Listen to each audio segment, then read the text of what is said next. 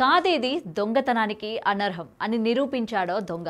సాధారణంగా నగలు, నగదు దోచుకునే దొంగలు అడపాదడపా విలువైన వస్తువులను కాజేస్తుంటారు. కానీ ఇప్పుడు మనం తెలుసుకోబోయే ఈ దొంగ ఏం దొంగలించాడో తెలిస్తే మీరంతా ఓర్ని వీడికేం పోయే కాలం రా బాబు అనకమానరు. అవును, మరి అంతలా ఉంది మనోడి దొంగతనం. ఇంతకీ ఏంటా స్టోరీ ఇప్పుడు చూద్దాం.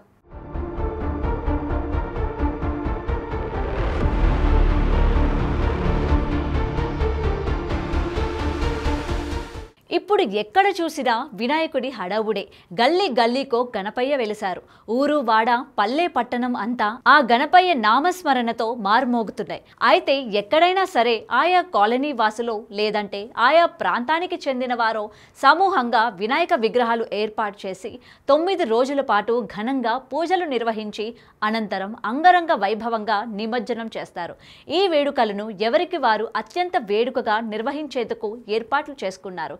అయితే హైదరాబాద్ బాచుపల్లి పోలీస్ స్టేషన్ పరిధి ప్రగతి నగర్ శ్రీనివాస్ కాలనీలోని శ్రీధా అపార్ట్మెంట్లో అపార్ట్మెంట్ వాసులంతా కలిసి అదే అపార్ట్మెంట్ కింద వినాయక మండపం ఏర్పాటు చేసి వినాయక విగ్రహాన్ని ప్రతిష్ఠించారు. 9 రోజుల పాటు పూజలు నిర్వహించుకునేందుకు ఏర్పాట్లు కూడా చేసుకున్నారు. వినాయకుడి చేతిలో లడ్డూను ఉంచారు. అయితే గత రాత్రి అందరూ నిద్రించిన సమయంలో ఓ దుండగుడు వినాయకుడి చేతిలో లడ్డూను దొంగచాటుగా ఎత్తుకెళ్లాడు. ఉదయం గుర్తించిన స్థానికులు పోలీసులకు ఫిర్యాదు చేశారు. సీసీ ఫుటేజ్ ఆధారంగా పోలీసులు దొంగను గుర్తించే పనిలో ఉన్నారు. అయితే వినాయకుడి చేతిలో లడ్డు దొంగతనం ఇప్పుడు సోషల్ మీడియాలో వైరల్ అయింది. దీనిపై నెటిజన్లు కమెంట్ల వర్షం కురిపిస్తున్నారు.